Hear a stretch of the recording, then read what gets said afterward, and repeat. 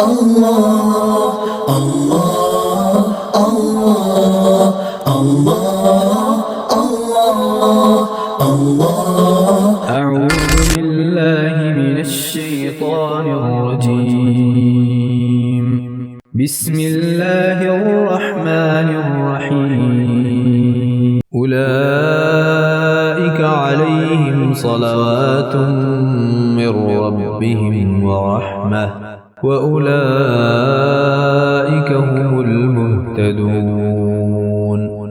الحمدللہ رب العالمین والصلاة والسلام علی سید المرسلین وعلی آلہ واصحابہ اجمعین اما بعد رب اشرح لی صدری ویسر لی امری واحلل عقدۃ من لسانی یفقہوا قولی رب زدنی علما رب یسر ولا تعسر وتمم بالخیر اما بعد اعوذ باللہ من الشیطان الرجیم بسم اللہ الرحمن الرحیم۔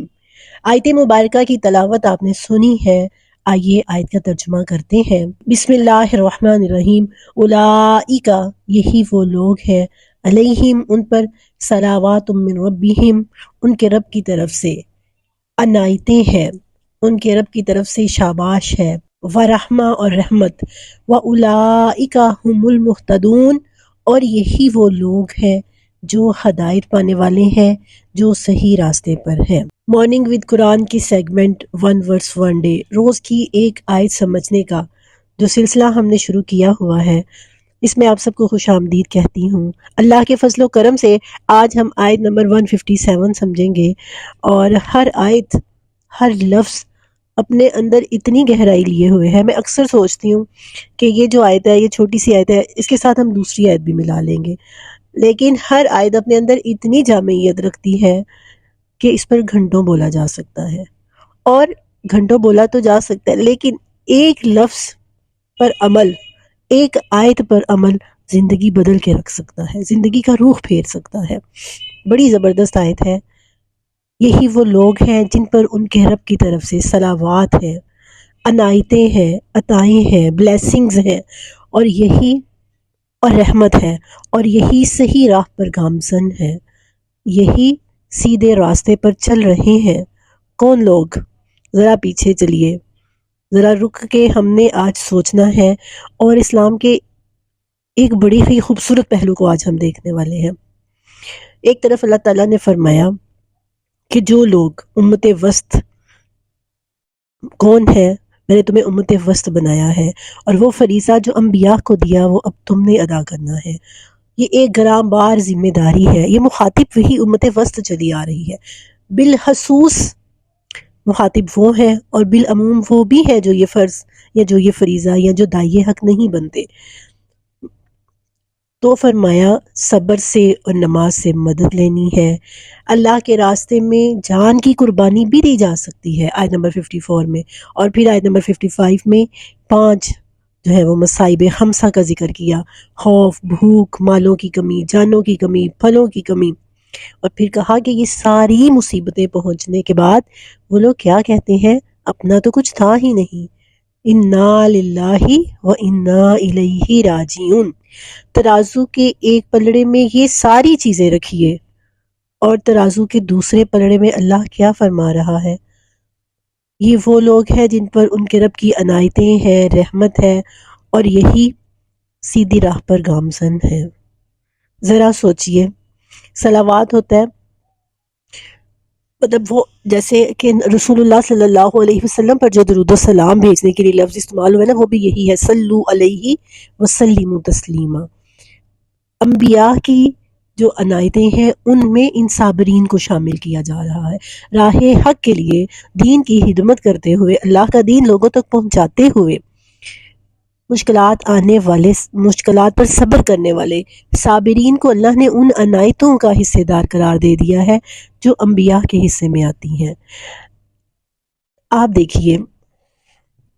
کہ ایک سٹوڈنٹ ہے،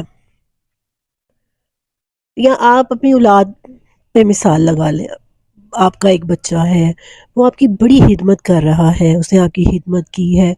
اور شروع سے لے کے آج تک وہ آپ کا فرما بردار رہا ہے، وہ آپ کی ضرورتیں ہی نہیں آپ کی خواہشیں بھی پوری کر رہا ہے، اور آپ بدلے میں کیا کریں؟ آپ صرف اس کو شاباش دے دیں، اب دیکھیں یہاں پہ بظاہر ہم دیکھیں تو ہمیں کچھ ایسا ہی لگ رہا ہے کہ اللہ نے نہ تو ان سے کوئی مال غنیمت کا وعدہ کیا ہے، نہ کوئی کامیابیوں اور کامرانیوں کا ذکر کیا ہے، نہ زمین پر غلبے کا ذکر کیا ہے، نہ ہی اللہ تعالیٰ نے ان کو دنیاوی لحاظ سے کوئی بہت بڑے مال اور دولت اور ان چیزوں کا وعدہ بھی اللہ نے نہیں کیا، بلکہ صرف شاباش کہہ دے دیا اور رحمت اپنی کہا کہ شاباش ہے، میری رحمت ہے، تم ہی سیدھے راستے پر ہو۔ مطلب سمجھ یہ آ رہی ہے نا ایک دم پڑھنے سے کہ صرف اللہ نے ایک تسلی دے دیا، ایسا ہی محسوس ہو رہا ہے نا۔ یہ ایک باریک نقطہ ہے، یہ ایک بڑی اہم چیز ہے اس فلسفی، یہ فلسفی اگر ہمیں اسلام کی سمجھ آ جائے نا تو آپ یقین کریں ہماری زندگی میں سکون آ جاتا ہے، ہماری زندگی میں سیٹسفیکشن آ جاتی ہے، ہماری لائف میں اطمینان آ جاتا ہے۔ سکون، سیٹسفیکشن، دلی سکون ایسی چیز ہے۔ میں نے یہ دیکھا ہے کہ وہ لوگ جن کے پاس بہت زیادہ دولت ہوتی ہے ان کے پاس بھی سکون نہیں ہوتا، جن کے پاس بہت زیادہ شہرت ہے، فیمس ہے، فیم ہے ان کے پاس، لیکن سکون کی تلاش میں ہوتے ہیں وہ لوگ بھی۔ یہ جنید جمشید کی مثال ہمارے سامنے ہے، جب وہ پیک پہ تھا نا، پیک پہ تھا وہ اپنی کامیابی کے، تو وہ کہتا تھا جس چیز کی میری ذات میں کمی تھی وہ سکون تھا۔ بہت سے لوگ جو اسلام کی طرف آتے ہیں وہ ریزن یہی بتاتے ہیں کہ سکون نہیں تھا، دولت تھی، شہرت تھی، سب کچھ تھا، آزادی تھی، لیکن سکون نہیں تھا۔ تو یہ وہ سکون ہے، یہ اللہ کی وہ بلیسنگز ہیں جن کا ذکر یہاں پہ کیا جا رہا ہے، جو ہدایت پانے والوں کو ملتی ہے۔ اب دیکھیں بظاہر ہم لوگ سمجھتے ہیں ایک بچہ بچی ہے نا، نئی لائف کی انہوں نے بنیاد رکھی ہے، لڑکی پریگننٹ ہو گئی شادی کے بعد، لڑکا اچھی جاب کرنے لگ گیا، ہم کہیں گے بھائی ان پر اللہ کی بلیسنگز ہیں۔ ایک گھر ہے، گھرانے کے اندر بہت دولت ہے، بہت بڑا گھر ہے، ان کے پاس گاڑی ہے، بچے پڑھ لکھ جاتے ہیں، اپنی جگہوں پہ سیٹ ہو جاتے ہیں، تو ہم کہتے ہیں اور کیا چاہیے بھائی، اپنی لائف میں خوش ہیں، جبکہ خوش نہیں ہوتے۔ آپ ان سے بات کر کے دیکھیں، وہ بھی کہیں گے ہمیں یہ بھی چاہیے، ہمیں یہ بھی چاہیے، ہمیں یہ بھی چاہیے۔ آپ کے پاس دنیا قارون کا خزانہ بھی آ جائے، آپ کہیں گے ایک اور چاہیے۔ آپ کی ضرورتیں پوری ہوتی ہیں، آپ خواہشات میں پڑ جاتے ہیں، آپ لگژریز میں، پھر آپ کو برانڈز چاہیے، ٹھیک ہے، پھر آپ مطلب ایک ہوس جو ہے وہ بڑھتی چلی جاتی ہے، اس کا کوئی جو ہے نا وہ یہ ایسی شتر بے مہار یہ خواہشات ہوتی ہیں جو کبھی پوری نہیں ہوتی، جو آپ کو سکون نہیں دیتی، پھر ایک دوسرے سے بڑھنے کی ہوس جو ہے۔ تو سکون کس چیز میں ہے وہ اس آیت میں بتایا، سکون ہے کہ اگر اللہ آپ سے اپنے دین کا کام لے رہا ہے، اس نے اپنے دین کے رستے پر آپ کو نہ صرف چلایا ہے بلکہ اس رستے پر چلتے ہوئے آپ خوشی محسوس کرتے ہیں، آپ قرآن پڑھنے میں، قرآن پڑھانے میں، قرآن کی تعلیمات کو لوگوں تک پہنچانے میں سکون محسوس کرتے ہیں، اس راستے میں لوگوں کی باتیں سننی پڑ رہی ہیں، لوگ آپ کو کیا کہتے ہیں آپ کو پرواہ نہیں ہے، یہ ہے اصل کامیابی۔ آپ دیکھیے ایک وقت تھا مسلمان جب اللہ کے دین پر چل رہے تھے وہ غالب بھی آ رہے تھے، پھر ایک وقت آیا اجتماعی طور پر نہیں لیکن انفرادی طور پر، تب بھی ایسے لوگ تھے، آج بھی ایسے لوگ ہیں جو صحیح دین پر چلتے ہیں، لیکن اس کے باوجود کوئی دنیاوی لحاظ سے انہیں غلبہ حاصل نہیں ہوتا، تو کیا وہ کامیاب نہیں ہے؟ فرمایا نہیں، اصل میں جو اس راستے پہ چلتے ہیں ہم المہتدون، وہ کامیاب ہے، اگرچہ ان کے پاس بڑے بڑے بنگلے نہیں ہیں، گاڑیاں نہیں ہیں، ان کے پاس دنیاوی لحاظ سے کامیابیاں نہیں ہیں۔ انبیاء کی عنایتیں کیا تھیں؟ وہ یہی تو تھیں کہ اللہ نے ان کو نبوت سے سرفراز کیا تھا، اللہ نے ان کو اپنے دین کا کام سونپا تھا۔ کیا نبی پاک صلی اللہ علیہ وسلم کے پاس بہت زیادہ مال و دولت تھی؟ حضرت عائشہ فرماتی ہیں کہ آل محمد پر کبھی 2 دن متواتر ایسے نہیں گزرے کہ ان کے گھر چولہا جل رہا ہو، مطلب اگر ایک دن جلا ہے تو 2 دن نہیں، لیکن ہمارے آج کے دور میں نبی پاک صلی اللہ علیہ وسلم نے فرمایا تھا نا کہ قرب قیامت لوگوں کا جو ہے وہ قبلہ و کعبہ ان کا پیٹ ہوگا۔ آج کے دور میں غربت کو ایک جرم سمجھا جاتا ہے، ہم غریبوں کو حقارت کی نگاہ سے دیکھتے ہیں، ہم بڑے فخر سے کہتے ہیں بھی بنایا کیا انہیں، اس نے بنایا کیا ہے،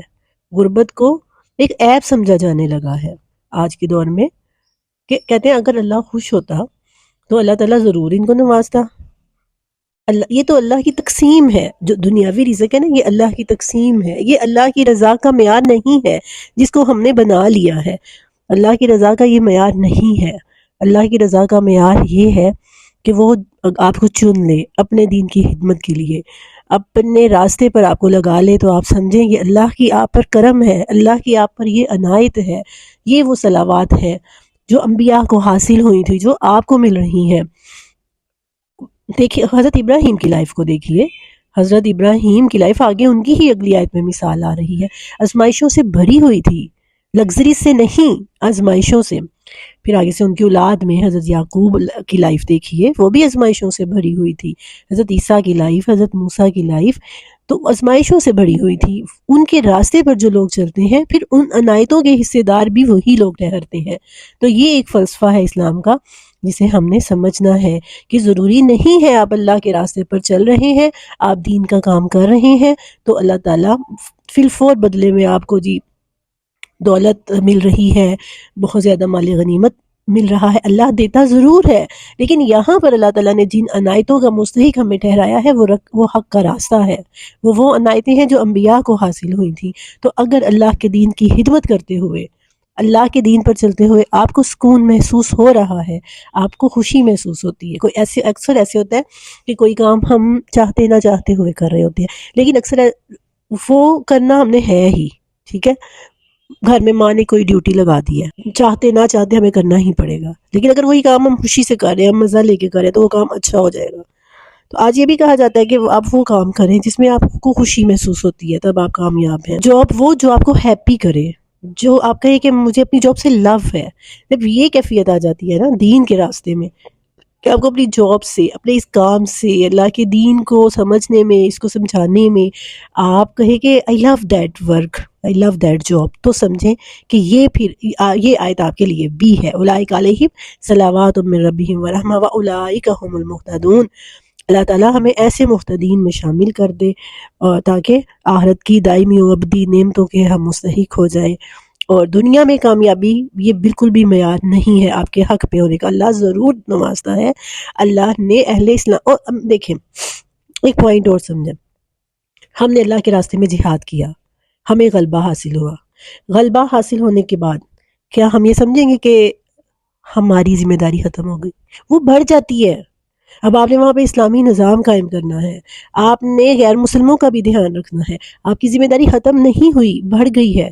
اور اگر آپ کو غلبہ نہیں ملتا تو بھی آپ تو اپنے ایمان پہ قائم ہیں، آپ کا تو کچھ نہیں گیا، آپ اپنے ایمان پہ قائم ہیں، کیونکہ آپ نے تو رستہ ہی چن لیا ہے آزمائشوں والا۔ ایسے ہی اگر ہم اللہ کے راستے پر چلتے ہیں، اللہ ہمیں بے شمار نعمتوں سے نوازتا ہے، بڑے گھر سے، گاڑی سے، لگژری لائف سے، تو اس صورت میں ہماری آزمائش کیا کم ہو جائے گی؟ مطلب مومن کے لیے یہ چیزیں میٹر نہیں کرتی۔ آپ دیکھیے سونے کے ڈھیر آئے تھے نا، تخت کہتے ہیں کہ جب مدینے میں حضرت عمر فاروق کی حکومت تھی اور جنگ قادسیہ کے بعد مسلمانوں کو اتنا مال غنیمت ملا کہ ایران کا تخت آیا تھا مدینے کے اندر، اور کلہاڑیوں سے اسے، سونے کا تھا وہ، کلہاڑیوں سے اسے توڑا گیا اور مال غنیمت کے طور پر تقسیم کیا گیا، لیکن ان کے لائف سٹائل میں کوئی تبدیلی نہیں آئی۔ حضرت ابو بکر، حضرت عمر، حضرت عثمان کا تھوڑا مختلف تھا،